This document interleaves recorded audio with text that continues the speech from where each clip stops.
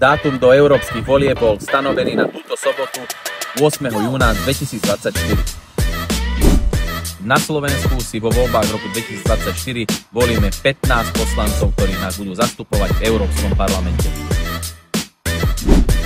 Volič si môže vybrať 2 preferenčné krúžky na jednom hlasovacom lístku.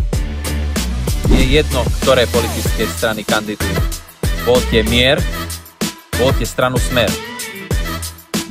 Na to, aby ste mali svojich zástupcov v Európskom parlamente, strana musí získať minimálne 5% hlasov.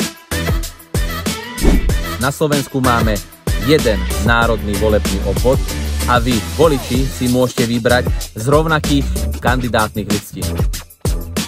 Na Slovensku môže voliť každý občan, ktorý v deň volieb dovršil 18 rokov.